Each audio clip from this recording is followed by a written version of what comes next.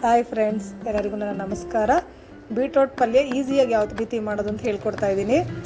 2 beetroot ತೊಗೊಂಡು ಸಿಪ್ಪೆ ತೆಗೆದು ನೀಟಾಗಿ ತೊಳೆದಿಟ್ಕೊಂಡಿದ್ದೀನಿ. ನೆಕ್ಸ್ಟ್ ಅದನ್ನು ತುರಿದಿಟ್ಕೊಂಡಿದ್ದೀನಿ. ಬೀಟ್ರೋಟ್ ಪಲ್ಯಕ್ಕೆ ಏನೇನು ಬೇಕಂದರೆ ಕರಿಬೇವು, ಈರುಳ್ಳಿ, ಹಸಿರು ಮೆಣಸಿನ್ಕಾಯಿ, ತೆಂಗಿನಕಾಯಿ, ಕೊತ್ತಂಬರಿ.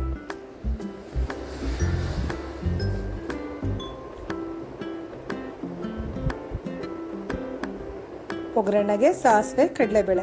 ಒಂದು ಬಾಣಲಿಲಿ ಎಣ್ಣೆ ಹಾಕಿ ಬಿಸಿ ಮಾಡ್ಕೊಳ್ಳೋಣ. ಬಿಸಿ ಆದಮೇಲೆ ಸಾಸಿವೆ, ಕಡಲೆಬೇಳೆ ಹಾಕ್ಕೊಂಡು ಫ್ರೈ ಮಾಡ್ಕೊಳ್ಳೋಣ. ಫ್ರೈ ಆದಮೇಲೆ ಹೆಚ್ಚಿಟ್ಕೊಂಡಿರೋ ಈರುಳ್ಳಿ, ಹಸಿರು ಮೆಣಸಿನ್ಕಾಯಿ, ಕರಿಬೇವು ಹಾಕ್ಕೊಂಡು ಫ್ರೈ ಮಾಡ್ಕೊಳ್ಳೋಣ. ಸ್ವಲ್ಪ ಫ್ರೈ ಆದಮೇಲೆ ಫ್ರೈ ಆಗಿದೆ ಚೆನ್ನಾಗಿ, ತುರಿದಿಟ್ಕೊಂಡಿರೋ ಬೀಟ್ರೋಟ್ ಹಾಕ್ಕೊಳ್ಳೋಣ. ಬೀಟ್ರೋಟ್ನ ಜಾಸ್ತಿ ಬೇಯಿಸ್ಕೊಳ್ಳೋ ಅವಶ್ಯಕತೆ ಇಲ್ಲ.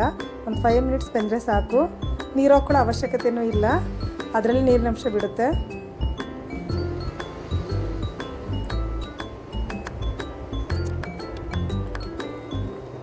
ಬೀಟ್ರೋಟ್ ಬೆಂದಿದೆ. ರುಚಿಗೆ ತಕ್ಕಷ್ಟು ಉಪ್ಪು ಹಾಕ್ಕೊಳ್ಳೋಣ.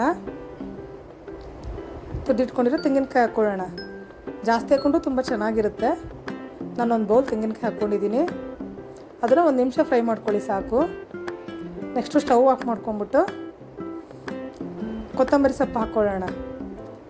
ಅದನ್ನು ಮಿಕ್ಸ್ ಮಾಡ್ಕೊಳ್ಳೋಣ.